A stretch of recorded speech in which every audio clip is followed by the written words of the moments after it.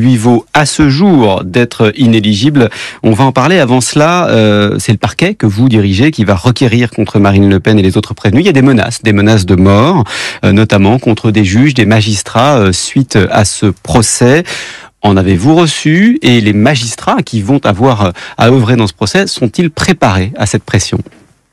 Les menaces contre les magistrats sont tout à fait inadmissibles et intolérables, évidemment, dans une démocratie.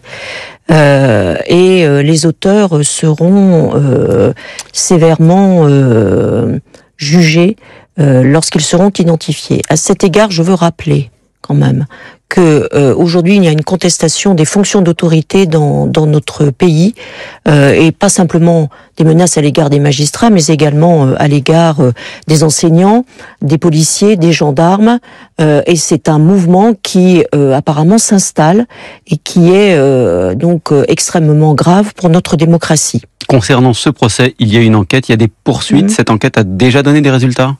Alors cette enquête, il y a une enquête au moment où les magistrats qui ont occupé le siège du ministère public ont requis. Ces 2 magistrats ont été victimes de cyberharcèlement. De menaces donc par l'intermédiaire de réseaux sociaux, et une enquête a été effectivement diligentée. 5 auteurs ont été identifiés et seront effectivement poursuivis et sévèrement condamnés, je l'espère. Voilà, condamnation de Marine Le Pen. Les magistrats menacés, ces auteurs ont été identifiés et seront effectivement poursuivis et sévèrement condamnés. Assure Suzanne Lequeux, procureur général de la Cour d'appel de Paris. Vous savez que dernièrement, elle a été condamnée à 4 ans d'emprisonnement et 100 millions d'euros d'amende. Et je pense que c'est 2 ans ferme avec sous bracelet électronique. Donc, suite à cela, elle avait fait sa sortie en disant que c'est un procès politisé, c'est un truc politique qu'on voudrait l'empêcher de se présenter à la magistrature aux élections présidentielles 2027. Patati patata, vous faites toutes ces choses. Suite à cela, les gens sont sortis un peu partout.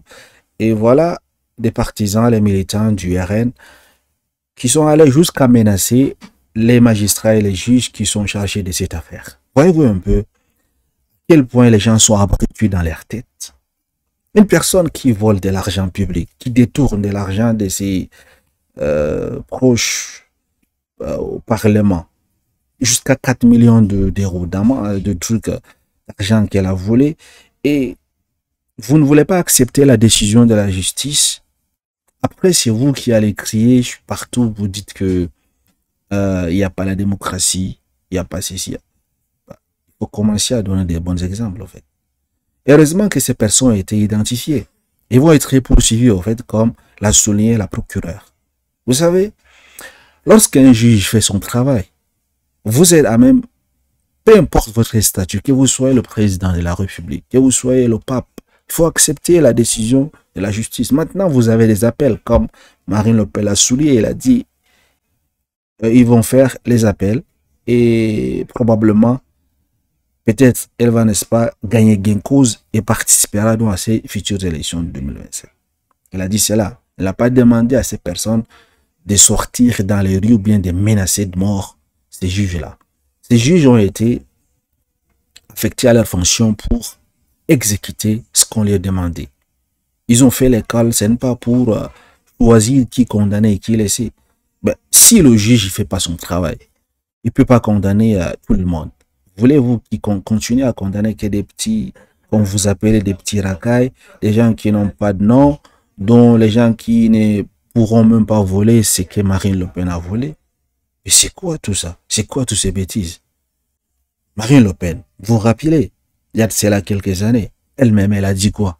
Elle a dit il faut pas être indulgent envers les détourneurs des deniers publics.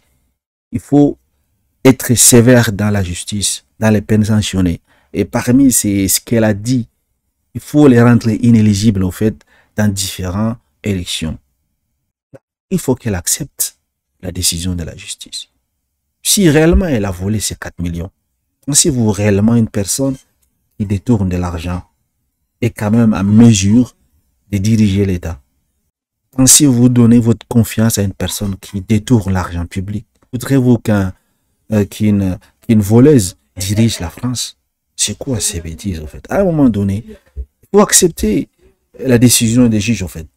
Et vivement que ces personnes soient poursuivies, en fait.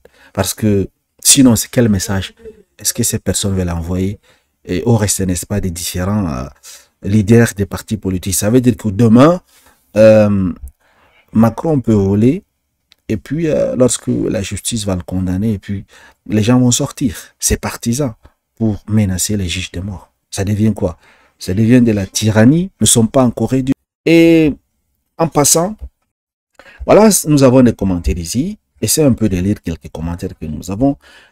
Madame Mesbon nous dit ici, ces militants RN sont, je resterai poli, comment peuvent-ils prendre des risques pour un parti politique et les instrumentalisent en se cachant derrière eux au nom de nos électeurs?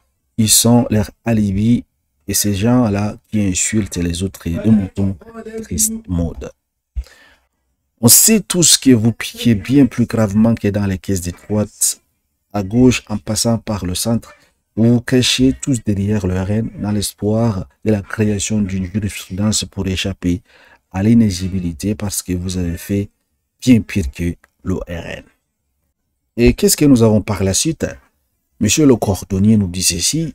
La bonne phrase serait: le ministère public requérera de peines sévères à prononcer cependant avec précaution car l'instruction qui demeure secrète n'est pas encore commencée. En espérant que leur service de sécurité ne fasse pas partie du syndicat Alliance, si le procureur général connaît déjà les peines prononcées dans une procédure qui n'existait pas encore, je me demande bien s'il est utile de réunir des juridictions pour juger en faisant perdre un temps fou à un tas de gens pour rien. Ce sont des commentaires des gens qui soutiennent l'ORN et des gens qui ne soutiennent pas l'ORN. On ne doute pas un instant qu'ils seront beaucoup plus sévèrement punis que les islamistes qui menacent de mort les professeurs. Voilà une personne qui est partie à gauche, en fait. On parlait de détournement de 4 millions.